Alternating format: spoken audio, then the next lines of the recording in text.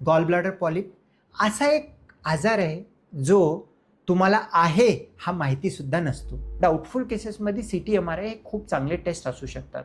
त्यामुळे gall bladder पॉलिपबद्दल समजून घेण्याची गरज आहे.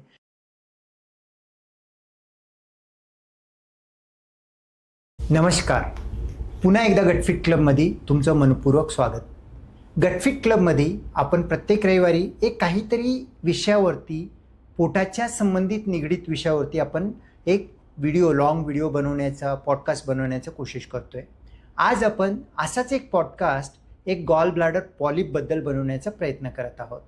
गॉल ब्लॅडर पॉलिप का आहे आणि ज्या वेळेला एकदा रिपोर्टमध्ये गॉल ब्लॅडर पॉलिप बघितलं तर बरेच लोक टेन्शन घेतात, काहीतरी मला कॅन्सर झालं का, पॉलिप म्हणजे काहीतरी मोठं मला आजार झालं का.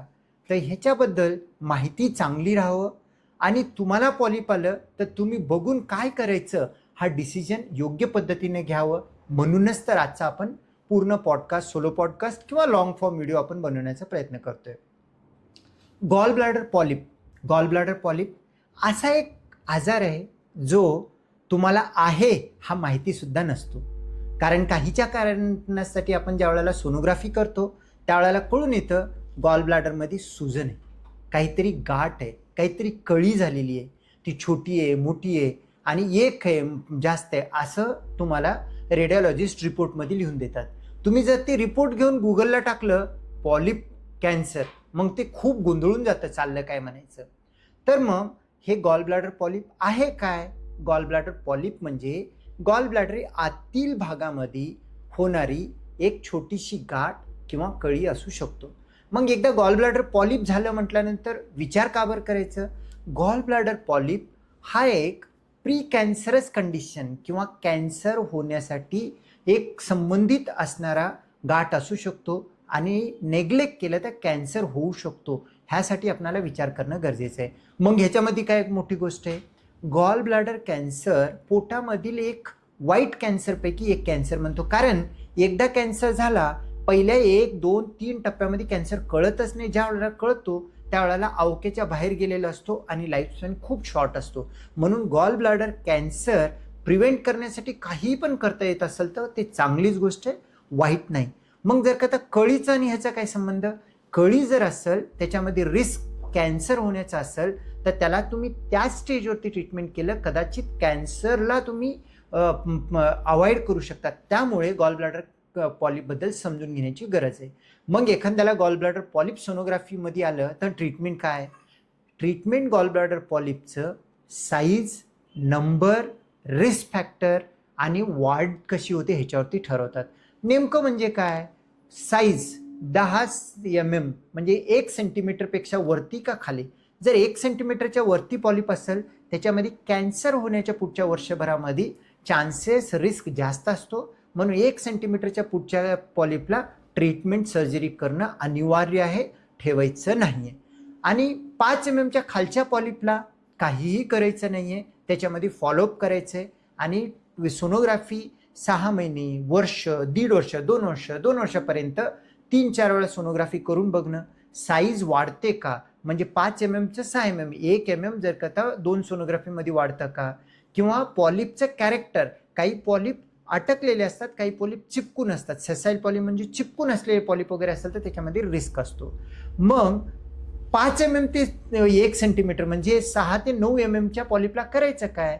ह्या पॉलिपमध्ये जर रिस्क फॅक्टर जास्त असतील, काही लोकांमध्ये फॅमिलीचं कॅन्सरचं रिस्क आहे किंवा काही लोकांमध्ये त्या एरियामध्ये जसं की नॉर्थ ईस्टमध्ये गंगा बेल्टच्या एरियामध्ये कॅन्सरचा रिस्क जास्त असतो, अशा एरियामध्ये किंवा रिस्क फॅक्टर असतील किंवा सिम्पटम असतील, सिम्पटम म्हणजे पोट दुखणं, पोट फुगणं किंवा गॉल ब्लॅडर पॉलिपमुळे पेन होणं, असं काही असेल किंवा स्टोन सोबत असोसिएटेड असेल, गॉल ब्लॅडर पॉलिप आणि स्टोन दोन्ही सोबत असेल तर त्यांच्यामध्ये पण रिस्क वाढू शकतं. अशा कंडिशनमध्ये सर्जरी करण्याची गरज आहे. म्हणजे 5 mmच्या खाली काही करायचं नाही, फॉलोअप करायचं. 6 ते 9 mmच्या साईजच्या पॉलिपमध्ये तुम्हाला रिस्क फॅक्टरवरती करायचं का नाही डिसाईड करायचं. 1 सेंटीमीटरपेक्षा वरती असेल तर त्याला सर्जरी करून ट्रीटमेंट करायचं. मग आता इतकं समजल्यानंतर ह्या पॉलिपमध्ये नेमका कोणत्या प्रकारचे पॉलिप असतात? कधी कधी इन्फ्लमेशन न होणारे साधे पॉलिप असू शकतात, कधी कोलेस्ट्रॉलमुळे पॉलिप असू शकतात, कधी प्री कॅन्सरस पॉलिप ॲडिनोमा असू शकतात. ते कसं डिफरन्शिएट करायचं सहसा इझी नसतं. म्हणूनच एका सोनोग्राफीवरती पॉलिप जर का दिसलं तर मग त्याच्यावरती आपल्याला साईज बेस्डच मॅक्सिमम टाईम डिसिजन घ्यावं लागतं. काही काही वेळेला पॉलिप जर का मोठा असेल CT स्कॅन MRCP सुद्धा मदत करू शकते, पण ते खूप ॲक्युरेट टेस्टिंग आहे. ॲक्युरेटली लागतात सगळ्या पेशंटला असं नाही, पण डाऊटफुल केसेसमध्ये CT MRI हे खूप चांगले टेस्ट असू शकतात. कोणत्याही ब्लड टेस्टमध्ये पॉलिपचा कॅन्सर होते काय सांगता येत नाही. मग जर का त्या एखाद्याला गॉल ब्लॅडर पॉलिप डायग्नोज झालं, मोठं साईज असेल, करायचं काय? त्याला सर्जरी एकमात्र ट्रीटमेंट आहे. सर्जरी करण्यासाठी लॅप्रोस्कोपी किंवा रोबोटिक किंवा ओपन सर्जरीनं करू शकतो, पण आजकालच्या जमान्यामध्ये लॅप्रोस्कोपी किंवा रोबोटिक ह्या दोन्हीपैकी एक सगळ्यात चांगली सर्जरी म्हणता येईल.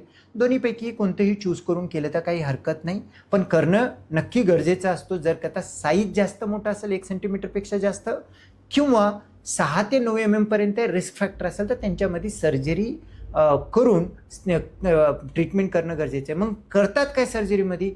पूर्ण पित्ताशय गॉल ब्लॅडर्स काढून टाकणं हाच ट्रीटमेंट आहे. म्हणजे कळी नसेल, कळीचं मूळ नसेल आणि गॉल ब्लॅडर नसेल तर मग वापस तुम्हाला त्या गॉल ब्लॅडर पॉलिपमुळे कॅन्सरचा रिस्क राहणार नाही. त्यामुळे पूर्ण मुळापासून काढणे हाच त्याचा ट्रीटमेंट आहे. मग एकदा जर का तुम्ही ट्रीटमेंट केलं, गॉल ब्लॅडर पॉलिप गेलं तर नंतर रिस्क राहतो का?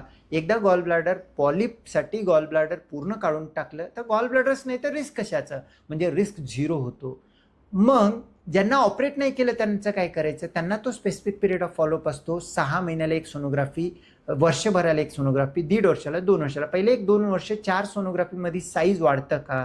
प्रत्येक 2 सोनोग्राफीमध्ये 1 सेंटीमीटर 1 mm पेक्षा जास्त 0.1 सेंटीमीटरपेक्षा जास्त साईज वाढत असेल तर त्याच्यामध्ये आपल्याला ट्रीटमेंटचं ऑप्शन असतो सर्जरी करून त्याला काढणं. कारण साईज झपाट्यानं वाढत असेल तर सर्जरी गरजेचं असतं. साईज वाढत नाही, तसं साईज आहे, 2 वर्ष बघितलेले आहे, फरक पडत नाही, त्यामध्ये काही करायची गरज नाही. मग गॉल ब्लॅडर पॉलिप आलं तर मग काही गोळ्या औषध घेऊन किंवा काहीतरी आयुर्वेदिक ट्रीटमेंट घेऊन बरं होतं का? असं कोणतंही गॉल ब्लॅडर पॉलिपसाठी ट्रीटमेंट नाही. फक्त कोलेस्ट्रॉल पॉलिप वगैरे असेल तर त्याच्यामध्ये कोलेस्ट्रॉल कमी करणं, काही गोळ्या औषध घेऊन बरं करू शकतो, पण त्याची इव्हिडन्स जास्त नाही. मग मित्रांनो, गॉल ब्लॅडर पॉलिप असेल तर करायचं काय? पहिली गोष्ट घाबरायचं नाही. दुसरी गोष्ट सोनोग्राफी हा सफिशियंट आहे. तिसरी गोष्ट तुमच्या सोनोग्राफीमध्ये साईज कोणते दिलेले आहे, तुमचं कोणत्या टाईपचं पॉलिप आहे, ससाईल आहे का पेडन्क्युलेटेड आहे, तुम्हाला काही रिस्क फॅक्टर आहे का, फॅमिली हिस्ट्री ऑफ कॅन्सर आहे का, किंवा तुम्हाला काही सिम्पटम आहे का, वारंवार पोट दुखतं, पोट फुगतं, गॉल ब्लॅडर पॉलिपमुळे काही पर्टिक्युलर सिम्पटम आहे का, हे बघणं. त्याच्यानंतर तुमच्या सर्जनला जाऊन भेटणं, सगळ्या गोष्टी डिस्कस करणं. 1 सेंटीमीटरपेक्षा जास्त असेल 100% सर्जरी करून घ्या. 5 mm पेक्षा खाली असेल फॉलोअपमध्ये राहा, 6-6 महिन्याला सोनोग्राफी करा. 6 ते 9 mm मध्ये तुमच्या सर्जनसोबत सगळ्या गोष्टी डिस्कस करून रिस्क फॅक्टर असतील तर नक्की करा. कारण गॉल ब्लॅडर पॉलिप हा एक देवाने आपल्याला दिलेला अपॉर्च्युनिटी आहे. उद्याच्याला मिस होऊन कॅन्सर होऊन आपल्याला ट्रीटमेंट करू नाही शकत आणि जीवाला धोका होईल त्या लेवलला जाण्यापेक्षा जर करता आपल्याला एक काहीतरी इंडिकेशन दिलेलं आहे आणि आहे तर त्याला सॉर्ट आउट करणं गरजेचं आहे. हा स्टोन नाही, स्टोन वेगळा आहे, पॉलिप वेगळा आहे. त्यामुळे तुम्हाला गॉल ब्लॅडर पॉलिप दिलेला असेल तर रिपोर्ट बघा, तुमच्या सर्जनशी डिस्कस करा. गरज असेल तर 100% सर्जरी करणं योग्य आहे. गरज नसेल तर फॉलोअपसुद्धा करणं तितकंच योग्य आहे. तरी ह्या व्हिडिओमधून तुम्हाला गॉल ब्लॅडर पॉलिप का आहे, का बरं होतो, कसं राहतो आणि त्याचं प्रेझेंटेशन काय असतं हे सर्व काही समजलं असं समजतो. आणि तुम्हाला ह्याच्या संबंधित किंवा कोणत्याही पोटाच्या बिमारी संबंधित काही जर का प्रश्न असतील कमेंट बॉक्समध्ये कमेंट करू शकता. आम्ही त्याचा आन्सर देण्याचा प्रयत्न करू. धन्यवाद.